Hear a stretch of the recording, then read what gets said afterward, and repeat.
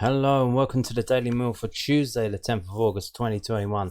Today was match day. It was the first day back at the Den watching Millwall play in a competitive game, and it was absolutely fantastic. It was brilliant. Let's just jump into it. Here we go. This is from news@den.co.uk, and this is the match report I'm going to read to you today.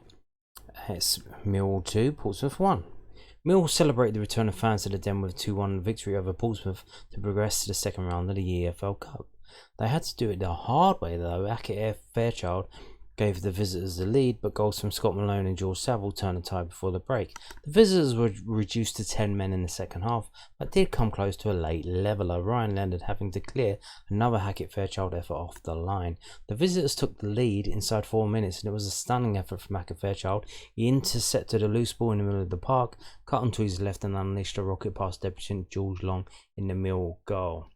Now, that's not, that could be a bit more accurately put. What happened was Jed Wallace did a really undercut pass to, I think it was Sean Hutchinson, and the Portsmouth player just snuck in and took it off his toes because it wasn't hit hard enough by Jed. A bit of a fuck up by Jed there, but the thing is though, with the passing, like Millwall in the first 15 minutes, Millwall, they weren't really passing it around well enough. Struggling a bit. Now here's the thing, that when they went onto the pitch to do a bit of training for the game, they did all that stuff that they normally do. Then they went off into the dressing room before coming out at the start of the game. But what happened then, while they were in the dressing room, is that the pitch got sprinklers on it, so they made the pitch different than what the players were training on it before the game. And I think that may have been the factor that affected things. It may have been because they haven't played it on the pitch that much. They did train there on Monday. They told us about that on the official site this morning, that there's pictures from them training yesterday. So they haven't had that much time on that pitch. So them going out and kicking the ball around before the game, and then someone coming along straight after, putting the sprinklers on, getting it all wet, then they come out, and then it's different to how they were literally 10 minutes, how it was 10 minutes before. So that may have been contributed to it. I'm not too sure. So the visitors were reduced to 10 minutes second half, but did come close to a late leveller, Ryan Leonard having to clear off another Hackett Fairchild effort off the line. The visitors took the I've read that already. The home side equalised in the 22nd minute. Marlon Romeo's cross was not cleared by former Lion Sean Williams, allowing Malone to tap home from close range at the second attempt.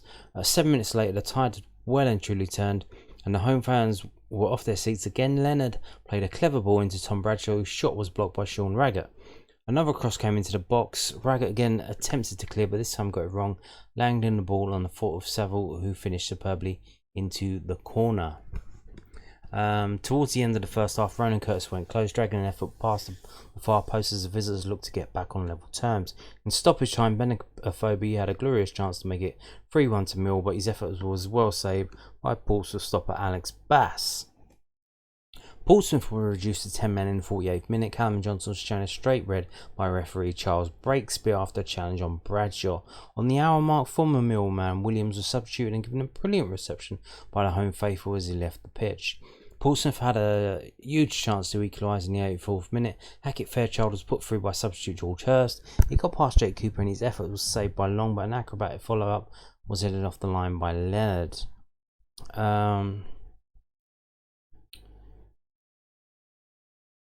Yeah, that was crazy, that one. So yeah, Long literally dived at the feet of Hackett Fairchild, I don't know if he tried to grab the ball or he just jumped to block it. It kind of went backwards to another player who headed it towards the goal, and Ryan Leonard was just backing up and headed the ball off the line, and that was like, that could have made it 2-2 and would have been seeing penalty shootout at then. So thank God for Ryan Leonard there. So takeaways they've got here. Lines revert to a 5-2-3 as Rowett makes 5 changes. Gary Rowett said after the draw with QPR he would not make wholesale changes for this game. There was, however, change in shape, with the lines reverting to a 5-2-3 formation that was used often last season, with Bradshaw and Wallace operating the wings and Afobe making a second home debut, leading the line through the middle. It was a move that at first took some time to get used to. The visitors were by far the better side in the opening 10 minutes and won the midfield battle. Michael Keftenbeld and Saville both struggled to get anything against a 5-man midfield of Danny Cowley's side. Yeah, there was quite a few gaps in the middle of the park to start with, until the Mill team figured it out. As the game wore on, the influence of Saville and Keftenbeld became more obvious. They were allowed more time in the ball, made use of Marlon, Romeo, Bradshaw and Wallace in the wide positions. Rowett has said his side need more goals from midfield, and Saville showed, just as he did at Ipswich, how late runs into the box will be key going forward. Jake Cooper returns. Jake Cooper missed Saturday's season opener at QPR with back injury, but returned for this and renewed his partnership with Sean Hutchinson in central defence. The two have been the mainstay of the Lions' defence since their promotion to the second tier in 2017. Apart from the opening 10 minutes when the visitors were in total control, they dominated everything in the Mill box. They kept former Mill man John Marquis so quiet that he was placed at half time. They don't mention there that Jake Cooper absolutely wellied the ball into his own face. Now I have no idea how he does that, because he's bloody 6 foot, whatever he is, 6'5", whatever, and he managed to kick the ball into his own face. That was remarkable, majestic to see. Certainly was a spectacle. He took it well, took it on the chin. He didn't go down. It was just like he just carried on. Amazing. So fans returned to the Den for the first time in 528 days. God. Although the Den wasn't full, it was still a special moment when the players were led out by Captain Alex Pearce for their warm-up. They received a very warm reception from their supporters. Likewise, the Portsmouth faithful welcomed their side onto the brand new pitch in SE16 with a big round of applause, as they did for their manager Cowley when he came out to greet the travelling support of over 2,000. Malone's equaliser sparked noise inside the stadium that had been so badly missed in the last 18 months. That roar of support helped turn the tide. Saville's first goal since his return to SE16 further increased the noise and support for Rowett's men, as they were applauded off at the break and again at full time. The Den was an eerie place last season, and that contributed to the lack of home wins, but with the fans back in the stadium, South Bermondsey will once again be a tough place to visit for opposing teams. Yes, a couple of things to mention. The official site has the attendance as 7,915, and 2,000 of those were Portsmouth fans, so 5,000 and so Millwall fans. And it usually, I go to most of these games every year, the early cup games, and they usually got kind of a summer school creche kind of vibe. It's full of women and small little kids, because it's summer holidays, and it's usually a cheaper ticket than the league games, and everyone's crammed into the West Upper and the South Upper, or sometimes even just the West Upper, and you get crowds of like 3,000. But this was like a proper home midweek game. It was a good atmosphere. It was a decent game, decent result, and there was strong thing that was put out, and it was good to see that. It was good to see that. Another thing to mention that I didn't really understand, because for when I go to work, I use Southeastern trains. I haven't been using Southern trains for a while now. 528 days to be exact.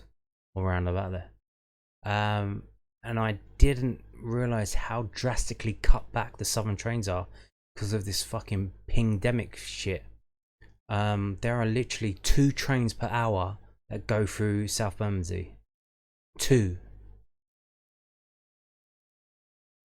That's in each direction, I believe. So 2 going towards London Bridge, 2 coming away from London Bridge. That it used to be double that. It was 4 each way. It's absolutely pitiful. There was like one of the trains was cancelled round about the time of the end of the game, and they were making announcements on the tannoy about there were only two trains after the end of the game, the 9:46 and 9:52 or something like that. Yeah, this is going to be a big problem this season, or until they change the timetable, which I think happens in September. I'm not too sure. Hopefully this doesn't carry on for too long, because we've got another game next week on next Tuesday, Fulham game. So if you're thinking of going to that, you gotta have a real good look at the train times and how that's going to affect your journey, because it's absolutely fucking abysmal. Yeah, you might even be better off if walking up or getting a bus up to Surrey Quays and using that to get around. If you're trying to get back into Kent, maybe get the overground train from Surrey Quays to Peckham Rye and change there on the Dartford line, Dartford via Bexley Heath, I think it is. Get on that, because that's rather than going to London Bridge, because you'll be waiting a long time at a station for a train to London Bridge. It might even be quicker just to get the which one is the 381? 381 goes to London Bridge. Yeah, so walking up Eildon Road to Gallywell Road, getting a bus there to London Bridge, that might be quicker than staying up on the train platform, because that is absolutely abysmal. And there were tons and tons of police up there today, before the game, and I think after the game as well, because you literally got all these fans, Portsmouth fans as well, trying to use that tiny little train station, and they're going to be up there waiting for a long time for the next train to come. So there was a massive amount of police up there in full riot gear. So if you're going to be coming to the Den, check the times of the trains, figure out maybe a way. You're even going to have to get there early, or figure out another way. Use the overground, use the underground, because the trains through South Bermondsey have been absolutely cut to the bone. Yeah, it's ridiculous. It really is. So let's just finish this off. So Rowett made 5 changes from the side that drew 1-1 QPR at the weekend. George Long, Marlon Romeo, Ryan Leonard, Jake Cooper and Tom Bradshaw all came into the side. And the team was Long, Leonard was playing in as a centre-back, at a right centre-back. Hutchison, Cooper, Romeo, Kefton Bell, Saville, Malone, who got replaced by Thompson, Jed Wallace, who got replaced by Mahoney, Afobe and Bradshaw, who got replaced by Smith. Just want to mention a couple of other things. Long, I don't know if this was his idea. I doubt it was his idea, or maybe just Rowett wanted to try a few things out. But the goal kicks from Long, there were 2 or 3 short ones taken, as you see other teams do these days, the short ones. Now that's probably because he's better on the ball. Better with the ball at his feet, dribbling with the ball. So maybe they thought they'll try it out, see how that goes. Maybe there's something that Bart can't do. They tried that out. They tried that a couple of times. One notable time was when so they did it, and the Portsmouth players came forward to kind of close down the players that could have received the ball, and that opened up space in the middle of the park to counter attack, which was kind of interesting to see. So how do you play a counter attacking game at home when mostly when you play at home, the away team usually sits back? If you take maybe that might be the way to do it. Taking a short goal kicks, it opens up space in the middle of the park. You can counter attack through there. Maybe that's a way thing we can do with Jed Wallace, and maybe Mason Bennett with his fit counter attacking style that they want to play by taking the short goal kicks. But then again, if Biakowski is in goal, can he do that? Because if it goes wrong, he might have to do a bit of football with his actual feet. So there's that. What else did I want to mention? Oh yeah. So at the start of the game, another reason why we were a bit shit in the first 10 minutes is they were generally playing long balls up to Bradshaw. Bradshaw is not a tall man, so that was completely fucking pointless. Yes. And here's the kicker. So by the time Smith comes on, the player's been sent off, we've got an extra man.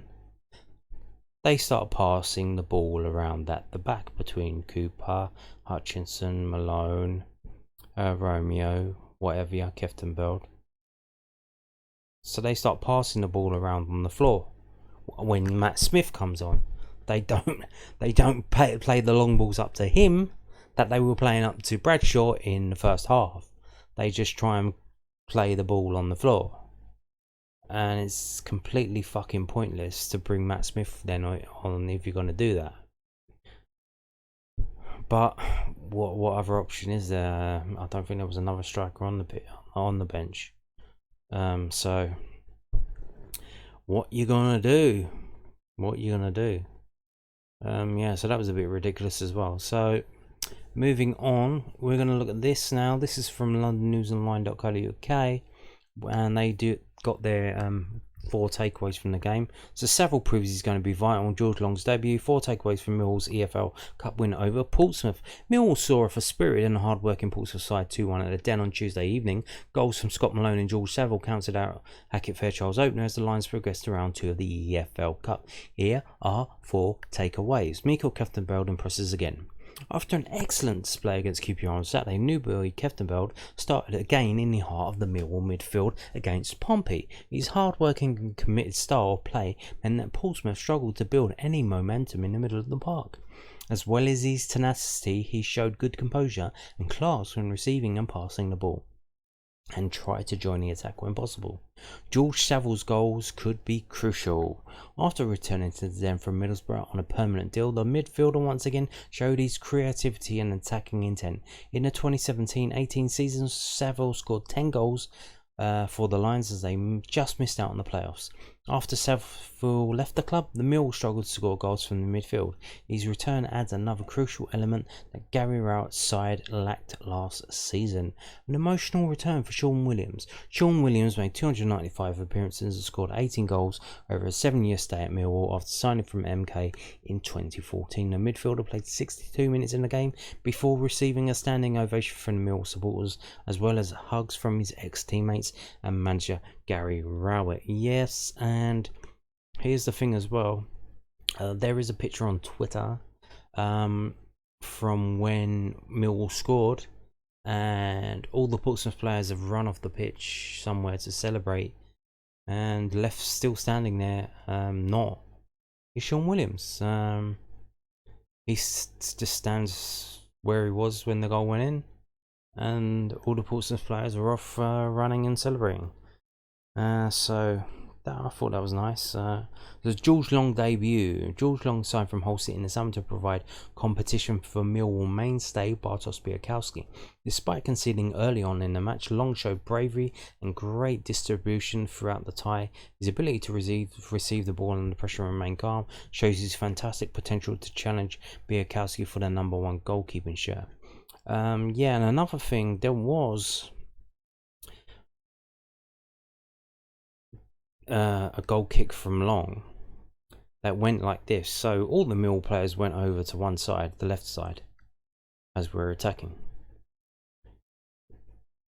except for Marlon Romeo, who stood way over on the right hand touchline. And for whatever reason, I don't know why the Portsmouth players, not one of them went over there. This was when they had 11 players on the pitch, so I don't know why they didn't do this, but no Portsmouth player was on Marlon Romeo. So he was standing there all alone. And George Long kicks it to Marlon Romeo, bang on his chest. Very accurate goal kick, straight on Marlon Romeo's chest. And then all the Portsmouth players have to rush over to the other side to try and stop Marlon Romeo bombing forward. But so that was another kind of goal kick situation that happened there. So yeah, I think they realised that distribution from the goalkeeper is important, and they're probably trying to look at that. So we'll see how that goes. Mill manager, so this now is from news@den.co.uk, and it's some quotes from Gary Rowett from his post-match interview. Mill manager identifies what his side need to do better after win over Portsmouth in the EFL Cup. Mill boss Gary Rowett said his side need to get better at killing games off after their 2-1 EFL Cup first round victory over Portsmouth at the Den on Tuesday. The Lions went behind in the 4th minute when Hackett Fairchild fired the League One side in front. Scott Malone levelled in the 21st minute, and then George Dale made it 2-1 6 minutes later. Pompey's Callum Johnson was shown a straight red card in the 48th minute. Lions owner John Berylson was at the Den for the first time in more than years. Mill fans returned to SC16. Another thing I want to point out is that for the first half, the game wasn't being shown on the big screen. And normally they show the game on the screen as it's going on, but they in the first half they wasn't doing that. I think they may have had technical difficulties, because in the second half they did show the game, but it was kind of zoomed out. It was a bit, the camera wasn't zoomed in enough, I don't think, so you couldn't really see very well, but it was there. So with the score and the time of how long in the match, so that happened. It was great to get in front of our fans, and brilliant that John could come over as well, Rowett said. When you put so much energy and money into the club for the last 18 months without an awful lot of return, watching on iFollow, I'm sure as an owner of a club, wasn't what you bought the club for. So it was nice for him to come over and watch the game. I thought that was brilliant. It was a poor start, but that can happen in games. We were caught overplaying and made one poor pass. To be fair to the lad, it's a brilliant finish. I don't know if he gets a little deflection. And actually, we settled into the game. It took us about 10 minutes to get going in front of the fans. We settled in well. We started to move the ball well and cause Portsmouth problems. There were 2 good goals. Scotty Malone coming in at the back post to finish off an excellent move. And then Sav, that's why we brought him into the club, because he's got that ability to arrive in the right place at the right time, but also have the presence of mind to adjust his body and find the corner. It was a terrific finish. When you watch it back, it's a difficult finish. I actually thought the sending off made the game harder in some ways. It allowed Portsmouth to block the game up. That's not really our strength, trying to find pockets and move the ball around that way. I felt we started to go backwards, sideways. We still created chances. I think we had 20 shots and we hit the post twice. Oh yeah, Matt Smith hit the post from an header. Benicophobi's had a good chance, a good save from the keeper. But there's always a chance in a game for the opposition, and in fairness to Portsmouth, they worked incredibly hard. They kept going, and they had one chance at the end to equalise because of our sloppiness. Longy makes a really good save, and the lad heads it over. Yeah, he does. He didn't head it over. He headed it towards the goal, and Ryan headed it off the line. So we've got to get better at killing the games off. We should have killed the game off a lot earlier than we did. Yeah, probably need to be a little bit more clinical. Because they had, I think, like 10 chances or so, not on target, but 10 overall in the game. I just had a quick look at the stats. 10 overall in the game. They scored 1 goal. We had 20 overall in the game, and we scored 2 goals. So we had the same percentage of goals to shots that they did. So we had a lot more shots, which is, if we were more clinical, that would have been probably a 4-1 win to us. So that would have been nice. So we're through to the second round of the EFL Cup. And what's going to happen then? Well, the draw. When's the draw? Do you want to know when the draw is? I'm going to tell you. This is from EFL.com. It's Carabao Cup Round 2 draw details. the details of the upcoming round 2 draw have been confirmed. The draw will be broadcast live on Sky Sports following the conclusion of Leyton Orient's round 1 clash against Queen's Park Rangers, which kicks off at 7:45 on Wednesday the 11th of August. So basically, by the time you're watching this today, because this video went up very late, I apologize for that.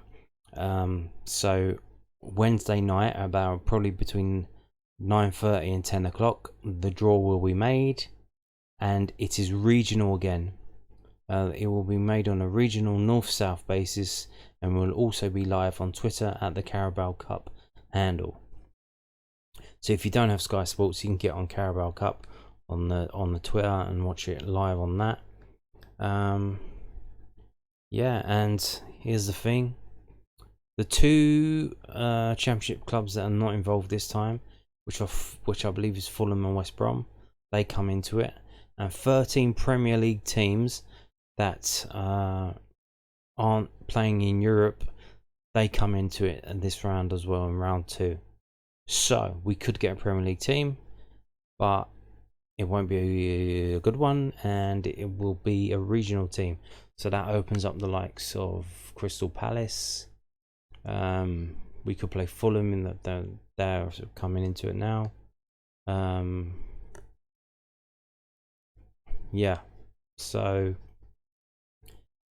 and there is also a lot of stinkers left in the game. There's Plymouth made it through. They smashed Peterborough 4-0. Bristol team's still in it, so there's quite I think Swansea come through. There's a lot of trips that could be a long way to travel for a midweek that's still there that we could get. So we will see. This tomorrow about 9:45. We'll find out who we got in round 2, and we'll see how it goes. So I want to finish up today with this. So I told you yesterday about the West Ham friendly, and here we go. This is from WHUFC.com, which is West Ham's official site. And there you got a picture of I think Jaden Stockley, I think that is, I'm not too sure, and Alex Mitchell getting involved against West Ham. And you can see from the headline there, Millwall didn't win that game. West Ham United under 23s conclude pre-season with victory over Millwall under 23s. And it was 2-1. West under 23s to Millwall under 23s 1. Some young lad called Dan Chesters. I don't know if he's the next brightest thing, but they talk about that he is. I'm going to read the whole thing. Dan Chesters came off the bench half-time to inspire West Ham to a hard-fought win over Millwall in their final pre-season fixture on Monday afternoon. Blah blah blah. Yet the emergence of Chesters from the bench at half-time sprung the game into life, the attacking midfielder slamming home a near-post finish within moments of coming on. So, a clever set-piece routine 15 minutes later involving Chesters saw the midfielder tee up Kamari Swar to double the Hammers' lead with a volleyed finish before Millwall set up a nervous last quarter of an hour through Nana Boateng's tap-in. Blah blah blah. But it was the visitors who had the first shot of the match after West Ham failed to clear the line. Sean O'Brien carried possession into the area and, trying to catch the goalkeeper out his near post, ignored his supporting players before crashing a low shot into the side netting. Blah blah blah. Both seeds to determine the opening exchanges, however, with opportunities in front of goal limited. In front of another strong support from the first team players and staff, Declan Rice joining teammates Fabianski and David Martin showing his support for academy colleagues. It was another first team representative who showed the flash of inspiration after 20 minutes. Blah blah blah. More shit about West Ham. Blah blah blah blah. Millwall's deep line and heavy numbers were proving a challenge to break down, demanding a sharpness of passing. Blah blah blah. Blah blah blah. Joe Wright was ultimately at the right height for Millwall keeper Joe Wright to catch comfortably. And despite seeing little of the ball, it was the Lions who actually went closest to scoring in the first half, when Alfie Allen's cross took a massive deflection off Swire, spinning dangerously close to nestling inside Haigie's top corner. West Ham had a good opportunity in on goal when Millwall keeper Wright miscued his clearance, but the pass was lacking the necessary purchase before Haigie needed to be quick off his line at the other end after a long clearance almost reached Boateng running in behind. When the Hammers struggled to get going in the first half, they started the second at blistering pace. Twice in the opening 2 minutes of the half, the team in claret and blue worked it well down the right hand side. Diallo flashing crosses across the front of the goal on both occasions, so when the third delivery dropped to the feet of Chester's, who'd only been on the pitch for a matter of minutes, it felt warranted that the midfielder should control with a lovely touch of slam, a rising finish in at the near post. The goal sparked the game into life. Mills, Jaden Davison Jr. Tenzia combining well down the left before delivering a teasing cross which examined Elise's defensive metal, the skipper clearing behind. From the subsequent corner, Aigel did well to punch clear under pressure before the West Ham player carried the ball from the halfway line on the counter, beating a defender for pace and cut back onto his left foot. Reaching a central position, the number 9's left-footed effort went narrowly wide of the bottom left corner. It was Chester's again who was out the route of the Hammers' second goal after winning a free kick 30 yards out. A clever set-piece routine saw Diallo out with the Millwall defence with a slide rule pass into Chester's path. Plenty of space. The playmaker opposite to play a low cross into the Millwall area, which rebounded off the goalkeeper Jamal Baptiste. Forced out wide, the West Ham's number 6 did well to recycle possession to Chester's, who played it back into a threatening area for Swire to catch a volleyed finish sweetly past Joe Wright. It could have been a platform for West Ham to kick on, but instead, Millwall seemed spurred on by going 2 goals behind. After wasting 2 good opportunities for poor balls in the final third, the Lions pulled a goal back when substitute Seb Drozd dribbled to the byline and cut it back for Nana Boateng to slam home from close range. Lead coach Dimitri Halajiko introduced his remaining 5 substitutes for the final 15 minutes to help get his team over the line. They struck the post. More shit about West Ham, blah blah blah blah. Another good save by Wright. The Lions then had a chance to equalise in the final minute when a trialist ran onto a long ball over the top, but his finish was wild and well over Haigie's bar. Oh, you don't want to be doing that if you're a trialist.